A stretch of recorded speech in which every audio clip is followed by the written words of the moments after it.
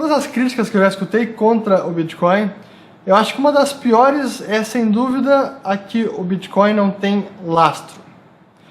Especialmente vindo de economistas, essa é uma crítica que denota mais o desconhecimento deles acerca da própria noção de moeda e como o sistema monetário atual funciona, do que o conhecimento sobre o Bitcoin.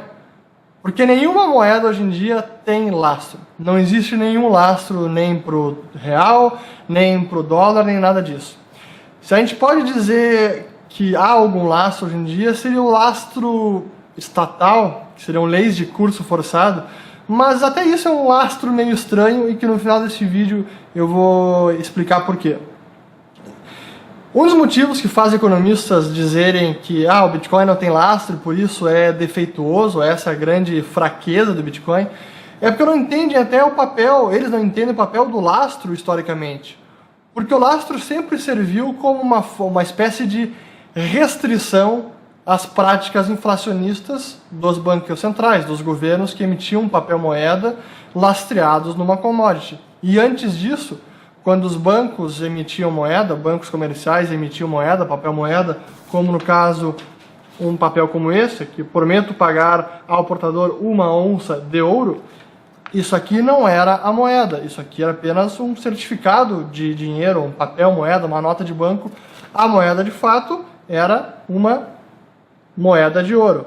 Essa era a moeda, isso era o dinheiro.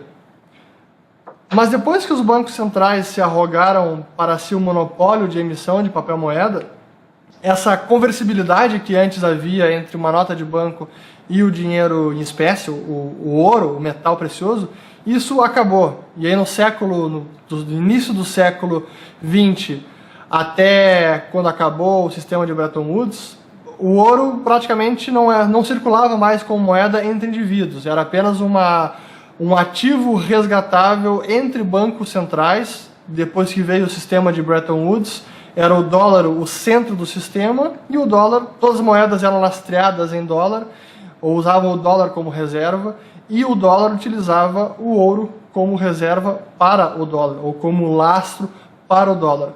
Mas isso durou até apenas o dia 15 de agosto de 1971, porque foi nesse dia que o Richard Nixon acabou com a conversibilidade do dólar em ouro.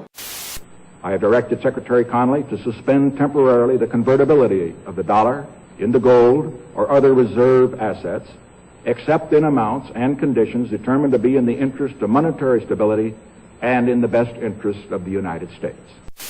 E desde então que a gente tem o grande experimento monetário desse século XX, século XXI, em que o nosso dinheiro e o dinheiro do mundo inteiro são apenas papéis moedas que não têm conversibilidade nenhuma, então é papel moeda inconversível ou conversível em nada, porque o Banco Central tem a única obrigação de resgatar em outras notas que ele mesmo emite, então é uma obrigação sui generis que um Banco Central tem com o seu papel moeda emitido.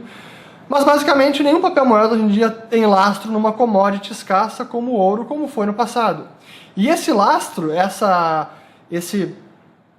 emissão de papel moeda lastreada numa commodity, tinha sempre a função ou papel de servir como uma restrição ou para impor uma disciplina ao ente emissor, para que ele não inflacionasse a oferta de papel moeda sem o devido lastro no metal. Esse era o papel do lastro, era impedir essa emissão, essa inflação de moeda pelos bancos centrais ou pelos governos. Mas desde que isso acabou, lá em agosto, quando ruiu o acordo de Bretton Woods e o Nixon acabou com a conversibilidade do dólar em ouro, o sistema vigente são moedas inconversíveis que não podem ser resgatadas em nada a não ser nelas mesmas. Então é realmente uma moeda sui generis que a gente vive hoje em dia. Então, quando a gente compara a moeda atual, a moeda vigente, a moeda estatal que hoje em dia vigora, o único lastro que ela tem é o lastro governamental. Então, são leis, a gente pode chamar isso de lastro, né? São leis de curso forçado que obrigam os cidadãos a usar a moeda emitida pelo Estado. Se a gente olha o ouro ou o Bitcoin, qual é o lastro do ouro? Porque no passado o papel moeda era lastreado em ouro, na commodity. Mas e o ouro é lastreado em quê? Então, o ouro não tinha lastro. O que o ouro tem são propriedades físico-químicas ou propriedades naturais que fazem do ouro uma commodity naturalmente escassa, que não pode ser inflacionada. Então, o próprio ouro, devido às suas propriedades naturais, impede que haja uma inflação. Então, são essas propriedades, esse lastro natural do ouro, que fazem com que ele não tenha nenhuma inflação, ou nenhuma criação em excesso desse metal precioso. Com o Bitcoin, funciona da mesma forma. São as próprias regras do sistema, é o protocolo do Bitcoin, as regras dos sistemas e os incentivos, que faz com que a oferta de Bitcoins ao longo da história, ou a criação de Bitcoins, siga uma instrução pré-determinada que não pode ser violada. Então, são as regras matemáticas ou criptográficas o lastro do Bitcoin, porque é isso que impede que ele seja inflacionado, e é isso que garante uma escassez autêntica. Embora seja intangível, as propriedades matemáticas criptográficas do Bitcoin garantem uma escassez autêntica da mesma forma que as propriedades naturais do ouro garantem uma escassez física para o ouro. O que a gente tem hoje são apenas lastros governamentais nas moedas estatais, mas que funcionam da forma oposta a um lastro matemático, a um lastro natural do ouro e do Bitcoin. Porque tudo que essas leis de curso forçado fazem, que é o lastro governamental, é forçar os cidadãos a usar uma moeda emitida pelo Estado. Em outras palavras, o lastro governamental não garante uma escassez de oferta, não garante uma oferta inelástica. Garante, na verdade, uma demanda mínima. Ou, dito de outra forma, garante que até uma moeda ruim, uma moeda que pode ser inflacionada pelo governo, garante que até uma moeda ruim tenha uma demanda mínima. Então, as leis, o lastro governamental, o lastro atual das moedas estatais, não é uma garantia para o usuário, não é uma garantia para o detentor da moeda, como é a regra do Bitcoin, como é o lastro matemático criptográfico do Bitcoin, como é o lastro natural do ouro. Então, a escassez natural do ouro, a escassez criptográfica do Bitcoin são uma espécie de garantia, sim, ao usuário, ao detentor, ao possuidor de um Bitcoin ou de uma barra de ouro.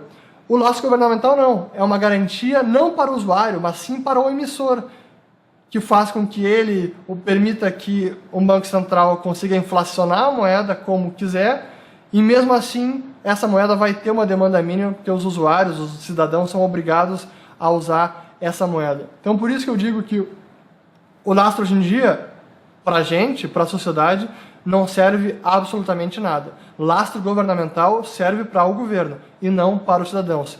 E essa é uma grande diferença e é o completo oposto de como funciona uma commodity como o ouro e uma commodity como o Bitcoin. E essa é uma das grandes razões da força do Bitcoin e uma das grandes razões da demanda por Bitcoin. Porque se não fosse assim, se ele pudesse ser inflacionado da noite para o dia, se tivesse um banco central de Bitcoin, ele não teria a mesma demanda que tem hoje, ele não teria o mesmo interesse, ele não seria tão procurado e tão valorizado como hoje ele é. E isso está diretamente relacionado ao lastro criptográfico do Bitcoin.